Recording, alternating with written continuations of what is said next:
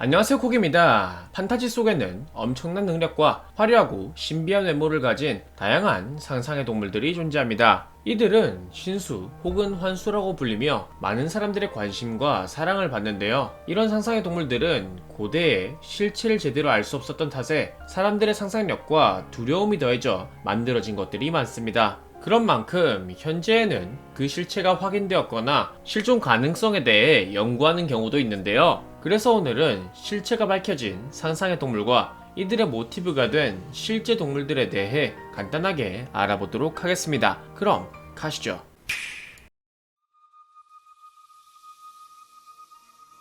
새들의 왕이라고 불리며 화려한 벼슬과 긴 꼬리깃을 가진 봉황, 수컷은 봉, 암컷은 황이라 불리며 이름부터 암수를 합쳐서 부를 만큼 한 쌍에 금실이 매우 좋다고 하며 살아있는 벌레를 먹거나 해를 입히지도 않고 살아있는 풀 위에 앉지도 않으며 봉황이 날면 많은 새들이 그 뒤를 따라 날고 봉황이 죽으면 많은 새들이 슬피 운다고 합니다. 봉황이 처음 기록된 것은 중국의 산의 경우로 닭의 머리, 뱀의 목, 제비의 턱, 거북의 등, 물고기의 꼬리를 갖추고 5색의 깃털을 가졌으며 5가지 음의 울음소리를 낸다고 전해지고 머리는 덕, 날개는 의, 가슴은 인, 배는 신, 등은 예를 나타내는 5덕을 갖춘 생물이라고 합니다.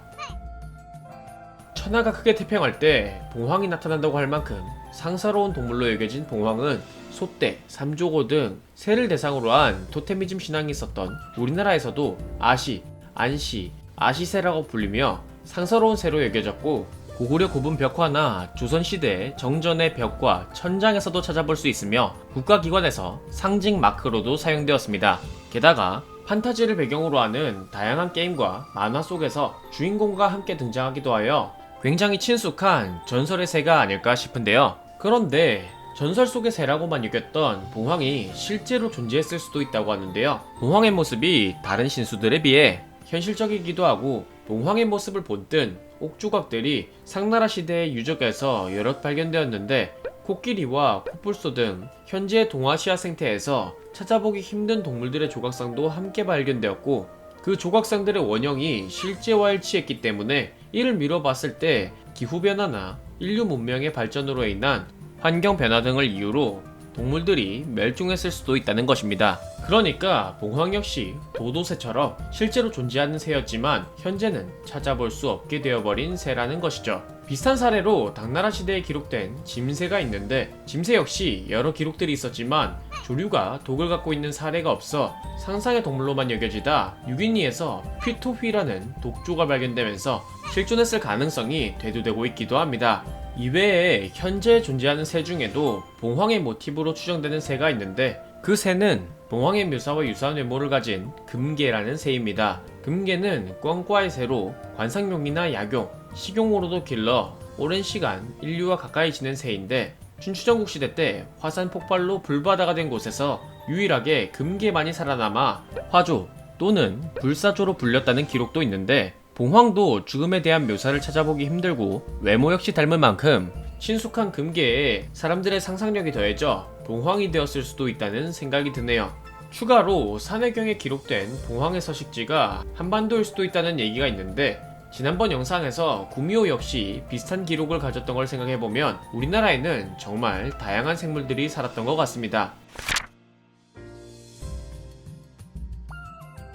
용의 머리에 사슴의 몸, 말의 발굽과 갈기를 가졌으며 암컷에게만 뿔이 있는 기린은 수컷은 기, 암컷은 린이라 부르며 생명을 해치는 일이 없고 울음소리가 음악의 음계와 일치하며 나라에 좋은 일이 있을 때 나타난다고 하는데 암수의 이름을 합쳐 부르거나 상서로운 동물로 여겨진다는 기록 등이 생김새만 다를 뿐 봉황과 너무나도 비슷한 기록을 가졌죠. 이런 기린은 천리길도 단숨에 달릴 수 있는 엄청난 속도와 하늘을 날 수 있는 능력을 가졌다고 하며 도교에선 우주의 질서의 중심이 되는 신이자 대지를 수호하며 사신수와 함께 중앙을 다스리는 성스러운 신수로 여겨지기도 하고 봉황, 응룡, 연기와 함께 사령수로 여겨지기도 했으며 사후 세계의 수호신이자 세계를 다스리는 창조와 죽음의 신으로 여겨지기도 했다고 합니다. 때문에 기린은 신수들의 수장, 창조신, 시대를 주름잡는 대요괴 등의 모습으로 다양한 매체에서 등장하게 되죠. 재밌는 사실은 실제로 존재하는 기린의 이름이 상상의 동물 기린에서 비롯되었다는 것인데 1414년 명나라의 영락제 시대에 아프리카 케냐에서 새로 즉위한 벵골국의 술탄에게 선물한 기린이 명나라의 조공으로 바쳐졌고, 이렇게 케냐로부터 들여온 기린을 신하들이 상상의 동물 기린이라고 칭하며 영락자의 통치 덕분에 태평성대가 찾아와 기린이 나타난 것이라고 하였는데,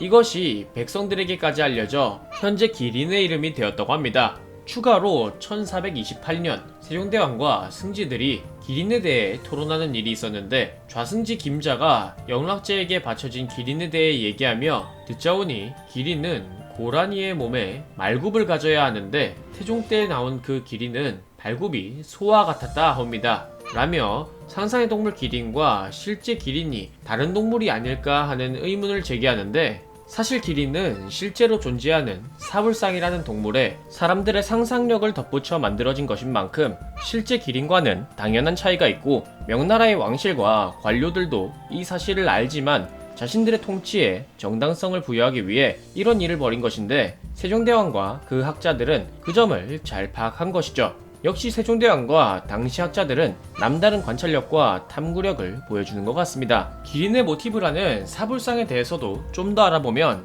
사불상은 사슴과 동물로 당나귀의 몸과 말의 얼굴, 소의 발굽과 사슴의 뿔을 가진 듯한 외모로 이 네 가지 동물과 비슷하면서도 달라 내 동물 중 어느 것도 닮지 않은 사슴이라는 뜻의 사불상이라는 이름을 갖게 되었다고 합니다. 독특한 생김새 때문인지 혹은 고대 사회에서 기린으로 여겨진 탓인지 사불상은 그 자체로도 영수로 여겨지며 만화 봉신연희에서 원시천종과 태공망을 등에 태우고 다니기도 하고, 영화 라스트 에어밴더의 아파나 천하제일상 거상의 로가 등의 모티브로 여겨지기도 합니다. 하지만 이런 이미지와는 달리 알고 보면 안타까운 역사를 가진 동물로, 원래 중국에 살던 동물이지만 19세기 말 일어난 홍수와 의화단 운동으로 인해 중국에서는 자취를 감추게 되었고, 서양에서 중국으로부터 들여온 사불상도 1차 세계대전으로 인해 멸종할 뻔했다가 영국의 베드퍼드 공작이 동물원에서 구매한 사불상이 번식에 성공하게 되어 현재까지 남아있게 되었는데, 인간 때문에 정말 멸종하여 상상 속에만 존재하는 동물이 될 뻔했다가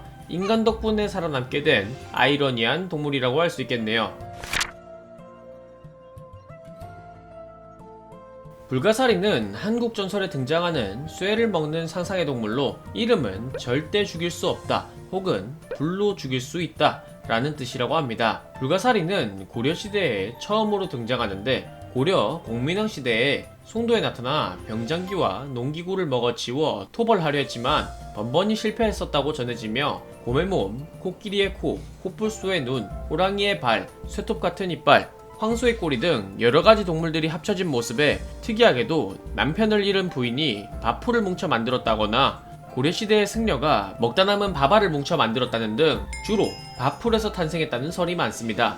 이런 불가사리는 비슷한 생김새를 갖고 쇠와 구리, 뱀, 대나무, 괴로운 악몽을 먹는다는 중국의 환수, 맥과 끈질긴 생명력을 가진 바다의 불가사리가 합쳐진 상상의 동물로 추측되는데, 다양한 맥의 특징과 고려시대 말 혼란스러운 시대상이 결합하여 병장기를 없애 전쟁을 끝내줬으면 하는 민중들의 희망에 의해 탄생한 상상의 동물일 것이라고 하네요.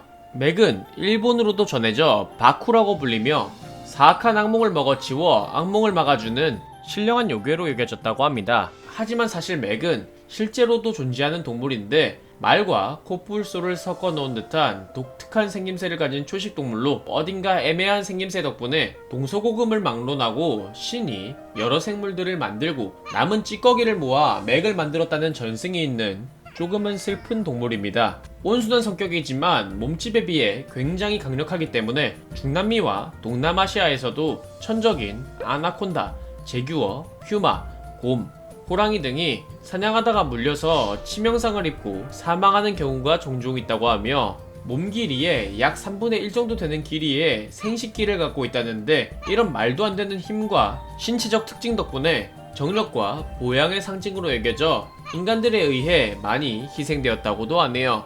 그래도 현재는 보호종으로 지정되었다고 하며 만화나 게임 속에서 불가사리와 바쿠의 모습으로 등장하여 많은 인기를 누리기도 하고, 종교나 문화적 예술품으로도 등장하여 많은 사랑을 받는 것을 보면 조금은 다행인 것 같습니다. 신기한 건 맥 역시 기린처럼 상상의 동물이 먼저 기록되고 이후 실제 맥에게 그 이름을 붙이게 되었다는데, 이런 사례가 많은 것을 보면 고대에는 정말 다양한 종류의 동물들이 살았고, 그 동물들이 모종의 이유로 자취를 감춰 구전으로 전해지다 이후 사람들이 다시 발견하며 전설 속 신수나 요괴로 여겼던 게 아닐까 싶습니다. 이렇게 실체가 밝혀진 상상의 동물들에 대해 알아봤는데요. 상상의 동물뿐만 아니라 세상의 대부분이 몰랐을 땐 경외의 대상이지만 실체를 알고 보면 친숙한 것들인 만큼 새로운 사실을 알아가는 건 막연한 두려움과 거부감을 이겨내고 새로운 관계를 만드는 즐거운 일인 것 같습니다. 그럼 오늘 영상은 여기까지고요. 지금까지 콕이었습니다.